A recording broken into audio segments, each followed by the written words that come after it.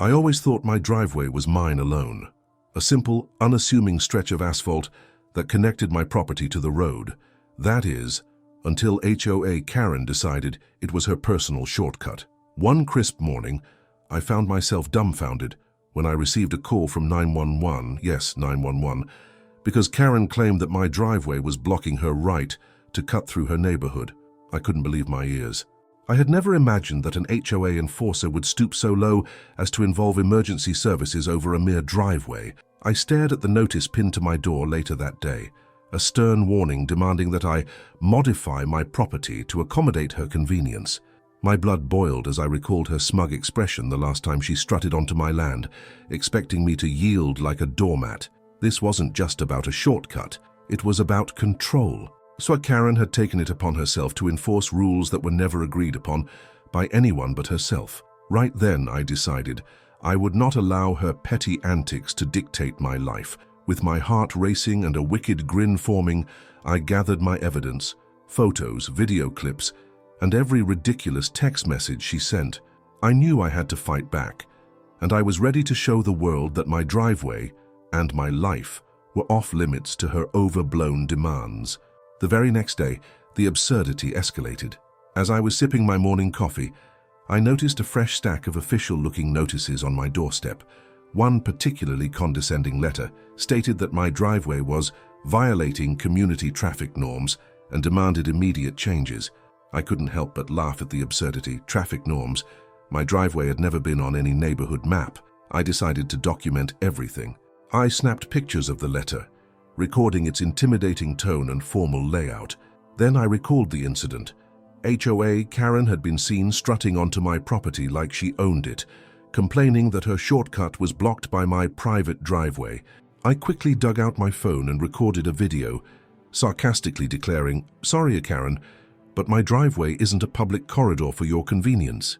Later that morning, I reached out to a couple of neighbors who had also dealt with Karen's antics. They recounted similar experiences. She'd complained about minor obstructions in other properties and even threatened to call the police. It was clear that Karen was on a mission to enforce her personal rules on everyone, regardless of any actual legal basis. I spent the rest of the day combing through my mailbox for any additional notices and reviewing security footage. In one clip, I caught a glimpse of Karen marching past my house, phone to her ear, smirking as if she'd just won a great victory. I saved that footage with a feeling of righteous indignation. My attorney, who I contacted later that afternoon, assured me that no one had any legal right to dictate how I used my driveway. "This is harassment," he said firmly. "We'll compile all the evidence and show that her demands are completely baseless." With that, I knew I wasn't alone in this fight. My neighbors and I were forming a united front against HOA Karen's overreach. That evening, I sat on my porch reviewing every piece of evidence. Every absurd notice, every smug text message, every recorded instance of her self-appointed authority fueled my resolve. I vowed then that I would not allow Karen, or anyone like her, to bully me into compliance. My property was my own, and I was ready to prove it. Things quickly escalated beyond just annoying letters. Within a couple of days, I started receiving threatening texts from an unknown number. The messages were curt: "Stop using my shortcut or face the consequences, and your non-compliance will not be tolerated." Each text felt like an attempt to intimidate me into submission, and I immediately saved screenshots as evidence. That afternoon, while reviewing my security footage from the previous week, I noticed something alarming. A neighbor's car had been seen lingering at the edge of my property, and a figure, possibly HOA Karen, was observed talking on the phone near my driveway. The footage wasn't crystal clear, but it was enough to confirm that Karen wasn't acting alone. It seemed she might have roped in accomplices to enforce her ridiculous demands. I began to wonder if her tactics were part of a larger pattern. I reached out to my online forum, where several independent homeowners shared their own bizarre encounters with the HOA. Stories of arbitrary fines, unexpected visits, and petty rules were flooding in. It became evident that Karen's actions were just the tip of an iceberg of overreach. Fueling my determination further, I documented every detail. I compiled all the threatening texts, photos of the notices, and even recorded a live stream video of my driveway, where I humorously pointed out that it was clearly not a public shortcut. My tone was defiant, and I challenged anyone to prove that I had done anything wrong. Later that day, I received a call from my attorney, who confirmed that these actions were a clear violation of my property rights. "We have a strong case here," he assured me, "and we can take this all the way to court if necessary." His confidence only boosted my resolve. As evening fell, I updated my community forum with all the latest evidence. Neighbors responded with their own photos and videos of similar incidents, creating a united front that was impossible to ignore. The collective outrage was palpable, and it became clear that this wasn't just about one driveway. It was about the rights of every independent homeowner in our neighborhood. I spent that night meticulously backing up every file and preparing a timeline of events. The escalation was undeniable, from petty notices to explicit threats, from isolated incidents to a coordinated campaign of intimidation. I knew that I had to prepare for the next stage of this battle, one that would force the HOA to either back down or face the full consequences of their actions. Just when I thought I had seen the worst of it, a twist emerged that completely redefined the conflict. One morning, as I was reviewing the compiled evidence, I discovered an internal memo accidentally sent to me from the HOA's secretive email system. The memo detailed plans to enforce driveway compliance across several properties, and it specifically mentioned my driveway as a priority target. The language was clinical, yet chilling. It stated that any homeowner refusing to allow designated shortcuts would be subject to fines and legal action, or even forced property modifications. I couldn't believe what I was reading. It wasn't just about Karen's petty grudge. It was part of a broader strategy by the HOA to extend their control over independent properties by creating artificial community standards. The memo revealed that the HOA had been pressured by certain developers to streamline traffic patterns in a way that would benefit their upcoming projects. My driveway, it seemed, was caught in the crossfire of a profit-driven scheme. Shaken, I immediately forwarded the memo to my attorney, who confirmed its authenticity. "This is the smoking gun," he told me. "It shows that your HOA is not acting out of community concern, but is pursuing a hidden agenda to profit off your property rights." The revelation turned my personal battle into a larger expose of corporate greed and bureaucratic overreach. I recorded a quick video log explaining the memo's contents to my online community and urging everyone to demand transparency from their HOAs. The response was immediate. Neighbors flooded my forum with similar experiences, and a few even came forward with internal documents of their own. It was clear that this was a coordinated effort, and I was determined to expose every ounce of it. That day, my resolve solidified. I wasn't just fighting against arbitrary rules. I was up against a system that sought to undermine our freedoms for the sake of profit.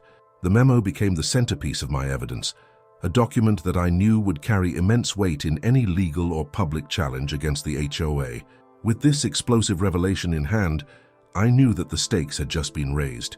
I began drafting a comprehensive report to be presented to local authorities, outlining how the HOA's actions violated property rights and served the interests of external developers. The truth was emerging, and I was ready to lead the charge. In the wake of that bombshell revelation, my entire approach shifted. I realized that if I was going to stand up to this insidious campaign, I needed to adapt quickly, both emotionally and strategically. The internal memo wasn't just evidence, it was a call to arms. I started by fortifying my digital archives, every threatening message, every piece of correspondence, and now that damning memo was organized into a secure folder with time-stamped backups. I even set up an encrypted cloud account to ensure that nothing could be lost or tampered with. This meticulous record-keeping became my armor against further intimidation. Emotionally, I took a step back to process the betrayal. My driveway, a symbol of my independence, had been weaponized against me. I spent long hours on my porch, grappling with a mix of anger and disbelief. Yet, each time I looked at the evidence, my resolve only grew stronger. I began journaling my thoughts and recording brief video diaries, not only to document the struggle, but to remind myself why I was fighting. I refused to be bullied by a group of self-important bureaucrats, I would say, my voice steady with determination.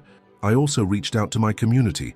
I arranged a small, informal meeting with several neighbors who had faced similar harassment.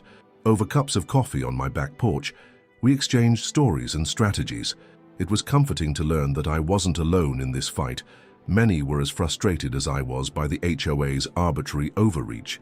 Their support fueled my determination, and we agreed to share our evidence on a joint online platform to strengthen our collective case. My attorney, Dant, and I met again to revise our legal strategy. With this new memo, we can show that the HOA is acting with a hidden agenda, he explained.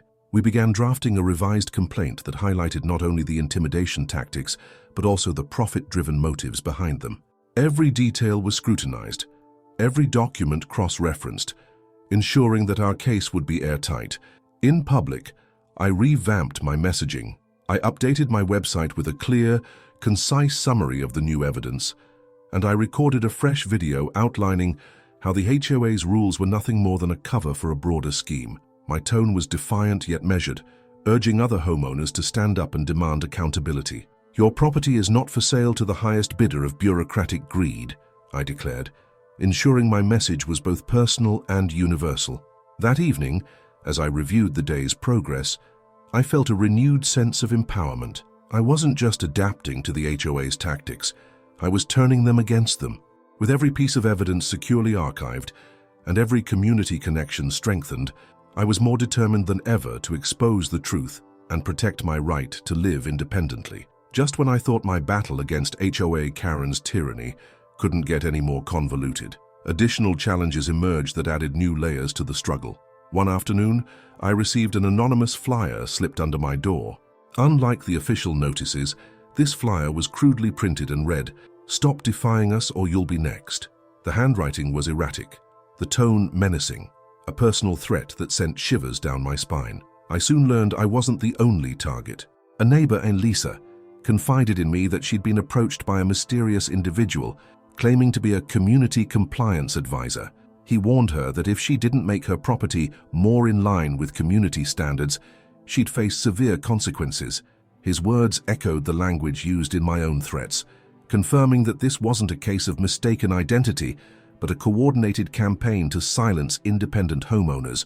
At the same time, my online forum lit up with new reports.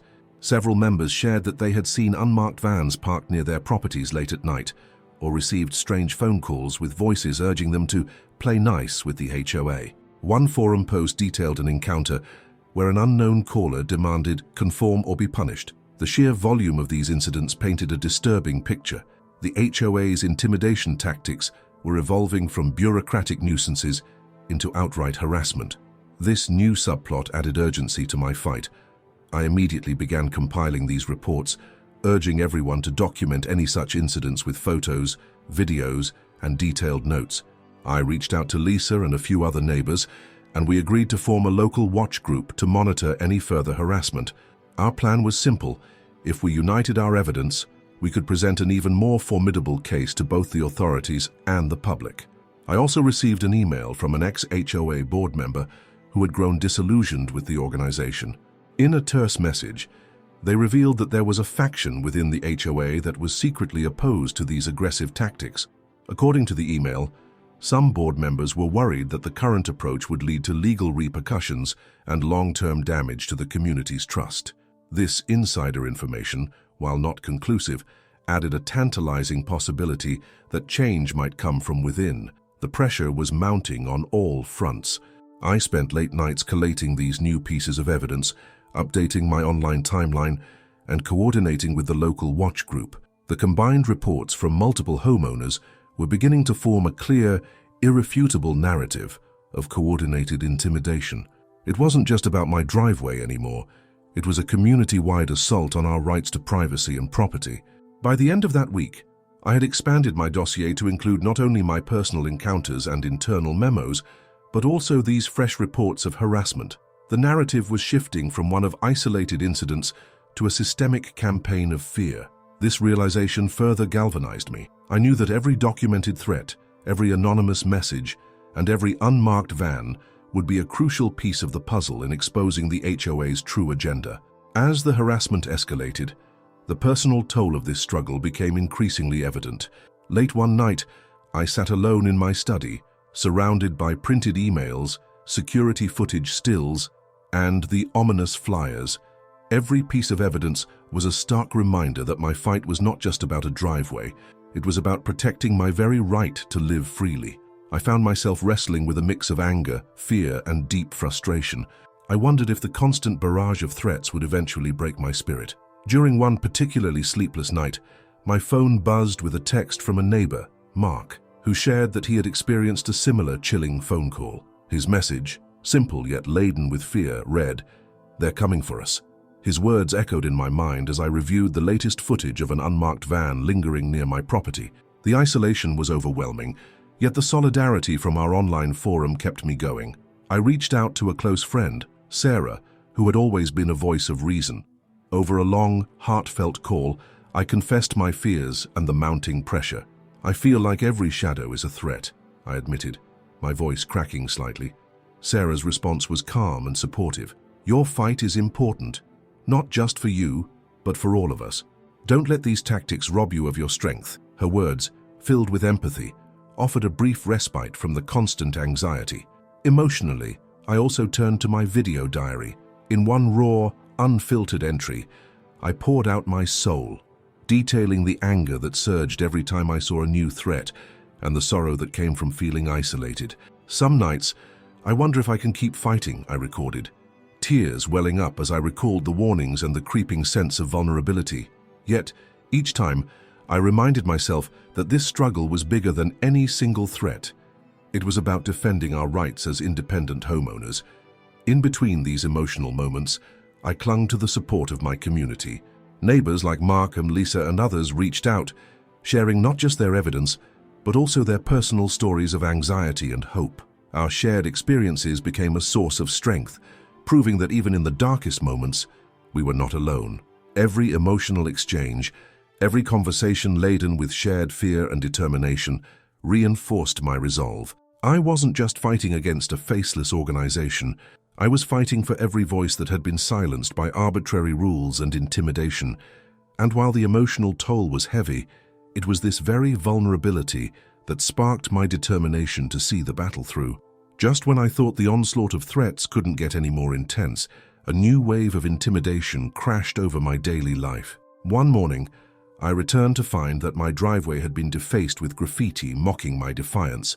Scribbles reading "Conform or else" sprawled across the asphalt in bold, crude letters. I snapped photos immediately, feeling both anger and disbelief at the audacity of it all. That same day, while I was reviewing security footage, I noticed an unusual event. In one clip, taken at dawn, I saw a figure, clearly in a hoodie, pacing along the edge of my property. Their presence was furtive and unsettling, and it appeared as though they were monitoring my every move. I rewound the footage several times, trying to catch a clear image, but the person remained a shadowy enigma. This wasn't a random occurrence. It felt like a targeted act meant to intimidate me further. Shortly after Seal, I received another anonymous flyer, this time warning that any further defiance will result in severe penalties. The tone was even more aggressive than before, as if the HOA was now resorting to personal threats rather than bureaucratic nonsense. I forwarded the flyer to my attorney and posted it on our online forum, where others confirmed receiving similar messages. As dusk approached, I noticed that my property's perimeter lights had been tampered with, dimmed and flickering sporadically. I suspected this was yet another attempt to unsettle me, a subtle reminder that someone was watching. I called the local police to report the vandalism, and though they promised to check it out, nothing definitive came of it. Meanwhile, my online forum buzzed with activity. Neighbors reported seeing unmarked vans and mysterious figures near their homes. The collective anxiety was palpable, and every new report added fuel to our growing determination. I updated our evidence archive with every new photo, every text message, every suspicious occurrence. The escalation was unmistakable. The HOA's tactics were shifting from passive-aggressive notices to overt acts of harassment and vandalism. In that charged moment, as I sat by my computer reviewing the latest batch of threats, I realized that the stakes had never been higher. Every new act of defiance from the HOA was a direct challenge to our right to privacy and independence. And while the threats left me on edge, they also steeled my resolve to expose this tyranny once and for all. In the midst of the relentless intimidation, I began piecing together a broader picture of the HOA's campaign. Through the anonymous emails, flyers, and even snippets of overheard conversations at community meetings, I started to see connections between the threats we were receiving. It wasn't just a case of isolated harassment, there was a systematic plan behind it all. I discovered that several of the threatening messages referenced a final review scheduled by the HOA board, a date that coincided with upcoming local elections. This raised a red flag. The timing suggested that the HOA's aggressive tactics were part of a broader political maneuver, perhaps to sway community votes in favor of a candidate backed by corporate interests. Digging further, I managed to obtain a series of leaked internal emails from a disillusioned HOA board member. In these emails, board members discussed strategies to maximize compliance by targeting non-conforming properties, with specific instructions to monitor driveways and public access points. One email chillingly stated, "If they don't bend, we'll break them." The language was cold and methodical, a blueprint for systematic intimidation. I shared these findings on my online forum, and soon several other homeowners confirmed similar experiences. One neighbor provided a scanned copy of a memo that mentioned shortcut protocols for residents in areas deemed inaccessible to the HOA. The irony wasn't lost on us. My driveway, which I proudly maintained as my private space, was now at the center of this power play. The revelations painted a damning picture of a group willing to bend the rules and then break them to enforce conformity. It wasn't about community safety or aesthetics at all. It was about control and, ultimately, profit. The internal memos and emails revealed that the HOA's actions were driven by external pressures from developers and political backers, aiming to reshape our neighborhood into a more profitable, homogenized entity. Armed with these new insights, I updated my dossier and refined my timeline. Every piece of evidence, every connection made, further validated our claim that the HOA was operating with a hidden agenda. This wasn't just my fight anymore. It was a battle for every independent homeowner in our community. I knew that by exposing these connections, we could force the authorities to intervene and hold the HOA accountable. The mounting evidence and growing community outrage finally forced a public confrontation with the HOA. One brisk evening, I joined a town hall meeting organized by a coalition of independent homeowners. The room was packed with angry, determined faces, all united by a shared refusal to bow to arbitrary rules. The meeting began with a heated address from the council chair, who acknowledged the disturbing pattern of intimidation by the HOA. As I listened, I felt a surge of determination. Then, I was invited to speak. Stepping up to the podium, I laid out the timeline of events, the absurd notices, the threatening flyers, the leaked internal memos, and the ominous final review that loomed over us. I spoke passionately about my driveway, my simple, personal space, being used as a pawn in a broader scheme to enforce conformity. The atmosphere grew electric as I presented a slideshow of our collected evidence. Every photograph, every text message, and every document was met with murmurs of shock and agreement. I could see that the crowd was not only listening, they were ready for action. A local council member, moved by our collective plight, questioned the HOA's authority and demanded an immediate investigation. The tension in the room was palpable. Voices rose in unison, calling for accountability. The meeting reached a crescendo when one council official declared, "Enough is enough. We will not allow any homeowner to be bullied into submission by arbitrary rules." The confrontation was a turning point. As the meeting adjourned, I left with the firm promise from local officials to launch a formal inquiry into the HOA's actions. That night, as I returned home, I felt a mix of exhaustion and fierce hope. The collective stand we had taken was the first real step toward reclaiming our independence, and it sent a clear message. We would no longer tolerate harassment. Buoyed by the momentum from the town hall, I arranged a direct meeting with HOA representatives at my property. It was a cool evening, and a small group of affected homeowners, along with a local mediator, gathered on my front lawn. The HOA's representatives arrived in a plain, nondescript van, their expressions a mix of defensiveness and resignation. The lead inspector began in a measured tone. "We are here to discuss the non-compliance issues regarding your driveway and the subsequent actions taken by our office." I cut him off sharply, stating, "My driveway is my private property, and your baseless complaints have no legal standing." I demand that you cease these intimidation tactics immediately. My voice was steady, laced with the defiant determination that had carried me this far. Tension soared as we exchanged heated words. I laid out my demands clearly: an immediate retraction of all threatening notices, a public apology, and assurances that no further harassment would occur. The HOA representatives hesitated, their eyes darting nervously among themselves. One of them muttered something about internal reviews and compliance adjustments, but it was clear they were rattled. A local mediator, who had been quietly observing, stepped in to facilitate a dialogue. "Let's be clear," he said. "This meeting is about protecting your rights as a homeowner.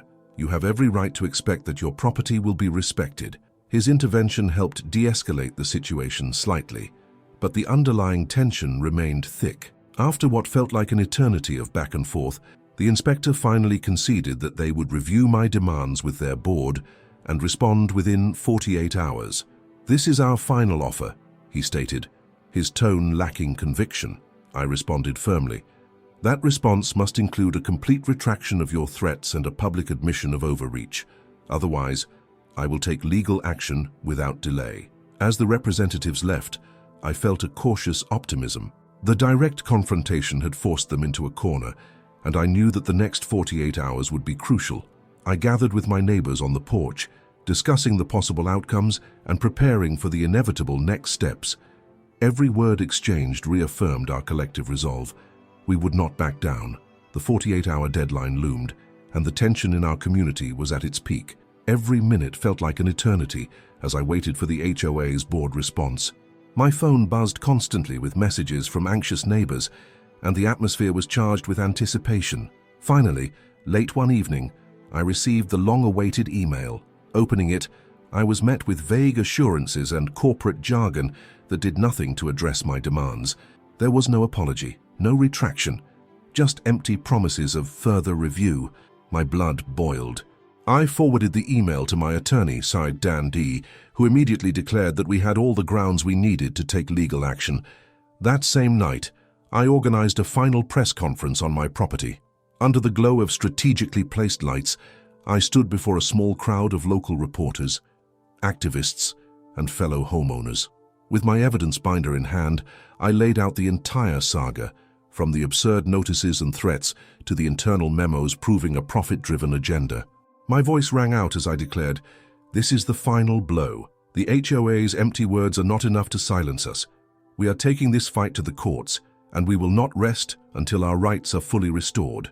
The press conference was met with thunderous applause and an outpouring of support. Neighbors cheered, and local media began live streaming the event. The collective roar of defiance was overwhelming. I could see that this public stand was a turning point, a moment when the power of our unity was too strong for the HOA to ignore. As the press conference ended, I felt an immense wave of vindication.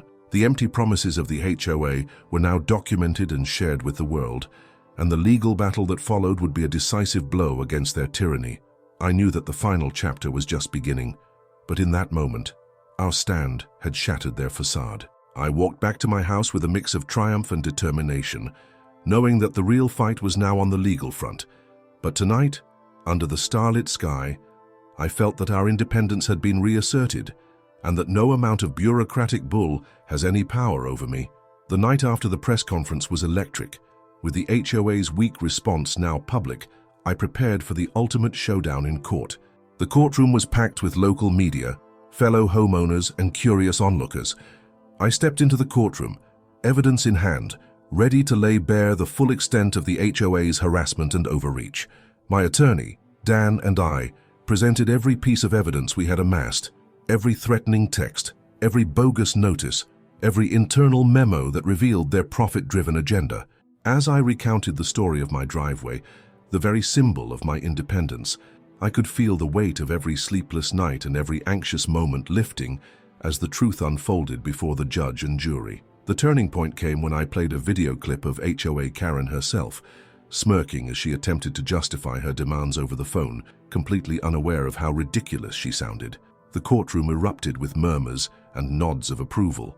One by one, the evidence dismantled the HOA's flimsy claims. The internal memo titled Phase 2 Mandatory Conformity was met with gasps, and even the opposing counsel couldn't deny its implications. The judge's expression grew stern as he reviewed the documentation. "The evidence presented is both overwhelming and damning," he declared, his voice resonating with authority. "It is clear that the HOA has acted outside the bounds of its legal authority. I hereby issue an injunction, halting all further enforcement actions against the plaintiff's property, and I order a full independent investigation into these practices." In that moment, as the gavel struck, I felt an indescribable surge of triumph. The culmination of months of struggle, documentation, and relentless determination had finally borne fruit. My driveway, my symbol of autonomy, had been vindicated, and the oppressive shadow of the HOA was lifted, at least for now. The courtroom broke into subdued applause, and I exchanged glances with my neighbors who had come to support me. Every tear, every moment of fear, had led to this decisive victory. I knew that the battle was not entirely over, but this ruling was the ultimate climax, a final, resounding declaration that no one could dictate how I lived my life. I left the courtroom that day with my head held high, carrying the knowledge that our collective stand had made a difference. The power of truth and community had shattered an oppressive system, and my property was safe from further harassment. The victory wasn't just mine. It belonged to every independent homeowner who refused to be bullied. In the weeks that followed the courtroom victory, a new sense of freedom and empowerment swept through our community. I returned to my property, once again reclaiming my driveway as a symbol of personal sovereignty. Every step I took along that familiar path reminded me that my independence had been fiercely defended, and that no bureaucrat had the power to control my life. Our story quickly spread throughout the neighborhood and beyond. Local news outlets highlighted the case as a landmark victory against arbitrary HOA rules, and independent homeowners found courage in our collective triumph. I received countless messages of support and admiration from people who had long felt oppressed by petty regulations and bureaucratic overreach. I continued to document my journey on my website and social media, updating it with photos of my driveway, screenshots of the courtroom ruling, and heartfelt reflections on what it meant to stand up for your rights. Every post was a reminder that when individuals unite, they can overcome even the most entrenched systems of power. My story had evolved from a personal battle into a rallying cry for freedom, a call for every homeowner to assert their independence. In community meetings, neighbors shared their own experiences of harassment and how they planned to monitor and report any future abuses. We formed a loose coalition, a network of independent voices dedicated to ensuring that no one would ever have to endure the same intimidation. Together, we worked with local officials to advocate for clearer regulations that protected individual rights rather than enabling corporate greed. On quiet evenings, as I sat on my porch watching the sunset, I reflected on the hard-fought journey. The victory in court had not only restored my driveway and protected my property, it had also reaffirmed my belief that our rights were non-negotiable. I realized that every challenge, every threat, had forged a deeper resilience within me and within our community. I left you with this message. If you've ever been pushed to the brink by arbitrary rules or felt the sting of bureaucratic tyranny, remember that you are not alone. Stand up, document your experiences, and unite with others who share your struggle. Our collective strength is our most powerful weapon. Thank you for following my journey. If this story resonated with you, please subscribe, share it with others, and leave your comments below. Together, we can ensure that no one ever has the power to dictate how we live our lives. Stay strong, stay independent, and I'll see you in the next video.